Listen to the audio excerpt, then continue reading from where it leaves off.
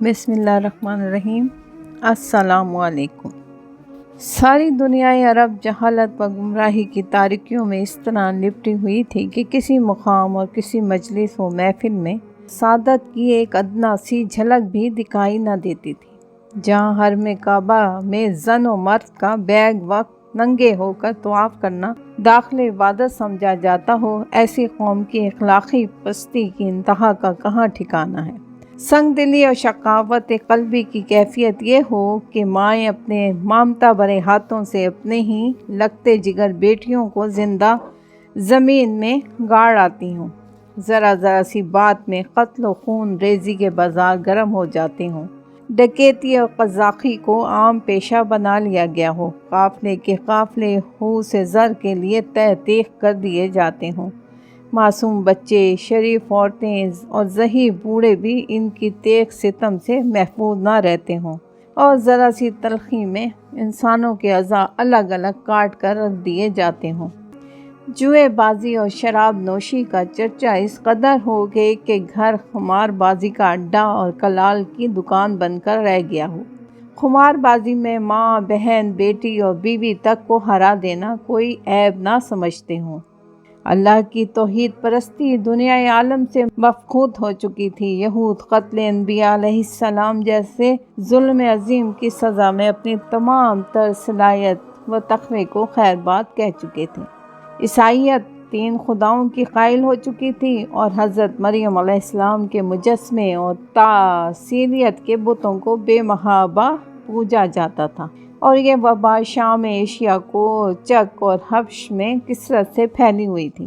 دنیا عالم کے ایک وسیع خطے میں مجوسیت کا زور تھا۔ اس مذہب نے گور باطن پجاریوں کو آگ کے شعلوں کا پرستار بنا دیا تھا۔ ایران، عراق، شیراز، بدخشاں، ترکستان، ماورا النہر، یمن، بحرین، کردستان، الغرض وسط ایشیا تک اس کی لپیٹ میں آیا ہوا تھا۔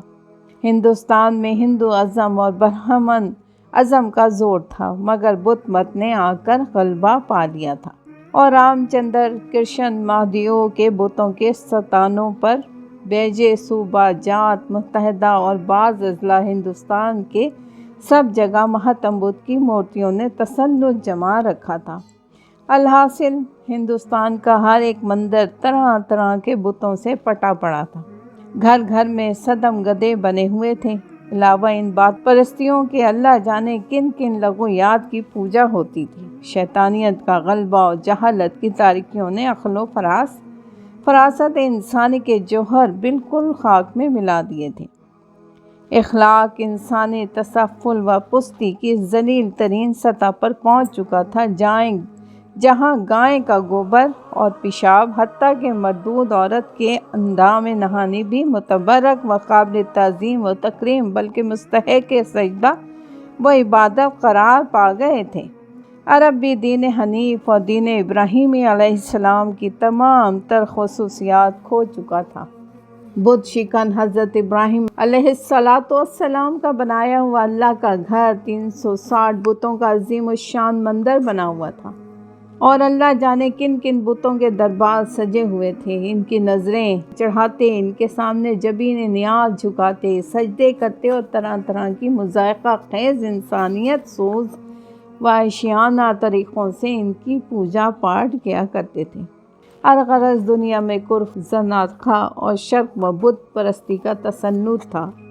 جگہ جگہ خود پرستی، شیطان پرستی اور نفس پرستی کی گندگیاں اچھل رہی تھیں، اور انسان اپنی تمام تر سعادت و شرافت کے اسباب کو یکسر فراموش کر کے اعتدال و تسفل کی گہرائیوں میں ڈوب چکا تھا۔ بدقسمت آج کا انسان قبر پرستی میں ڈوب چکا ہے، اور شرک کا تو احساس ہی نہیں رہا کہ شرک کسے کہتے ہیں۔ حضرت محمد صلی اللہ علیہ وآلہ وسلم ان تمام تر مایوس کن حالات سے مایوس نہیں ہوئے، بلکہ اصلاحی کام کے لیے قدم بڑھایا، مگر حسن تدبیر اور حکمت عملی سے سب سے پہلے پیغام رحمت ان کو سنایا، جو آپ صلی اللہ علیہ وآلہ وسلم کی صداقت و دیانت اور امانت پر انتہائی یقین رکھتے تھے۔ ان خلوت محرم راز اہلیہ محترمہ سے تبلیغ کا آغاز ہوا اور سب سے پہلے اس مبارک خاتون رضی اللہ تعالیٰ عنہ نے آواز صداقت پر لبیک کہا۔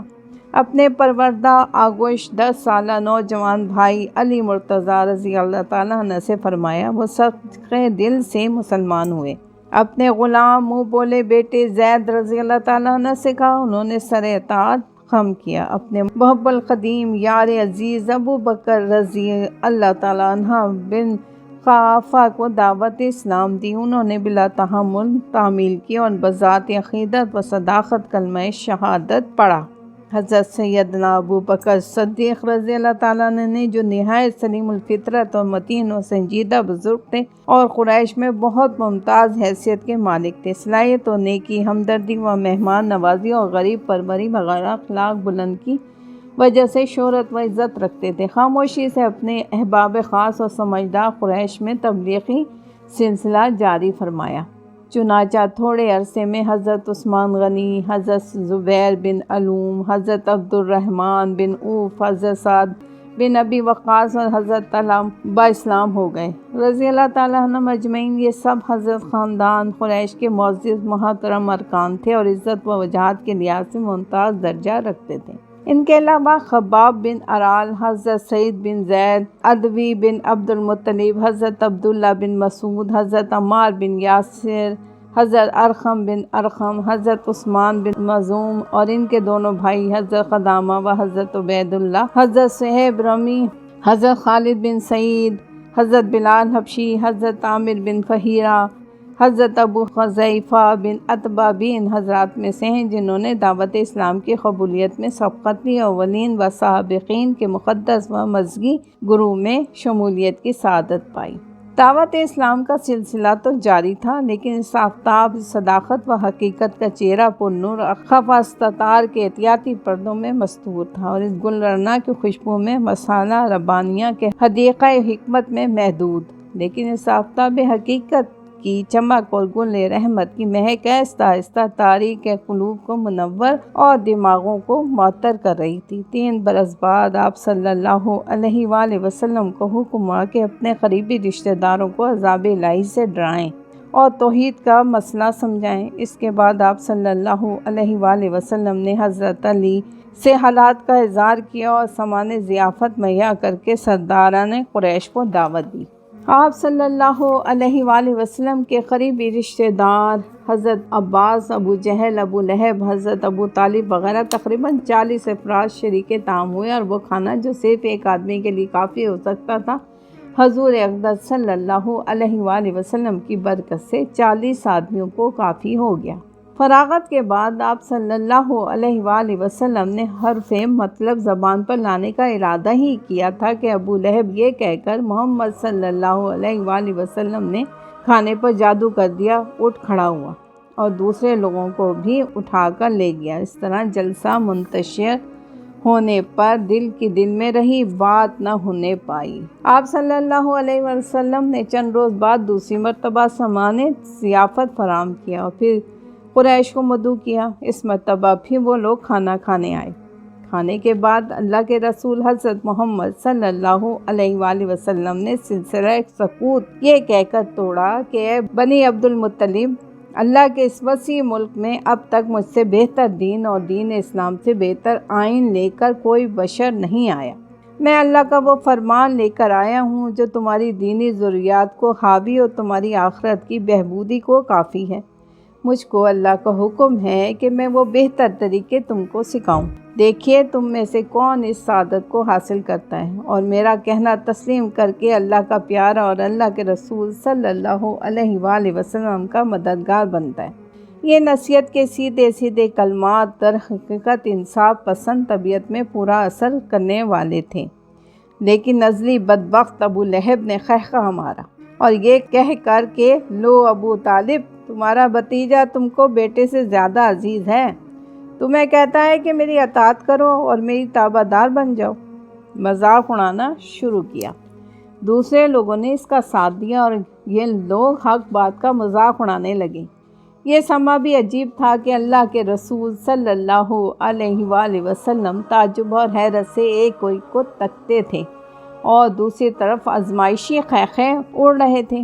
غرض وہ لوگ کھڑے ہو گئے اور حضرت ابو طالب پر آوازیں کستے وہاں سے چلے گئے، اور حضرت صلی اللہ علیہ وآلہ وسلم کی نازک طبیعت پر ملال و تقدر اور خاطر عاطر پر عجیب باعث پیدا ہوا، یہاں تک کہ آپ صلی اللہ علیہ وآلہ وسلم کو علی اعلان تبلیغ اسلام کا حکم ہوا۔ چنانچہ اللہ پاک کے حکم کی تعمیر کے لیے فوراً کھڑے ہو گئے اور تمام اہل ملک و اہل وطن قوم کو کھلم کھلا عذاب الہی سے ڈرانے کی غرض سے کوہ صفا پر جا چڑھے۔ جزاک اللہ۔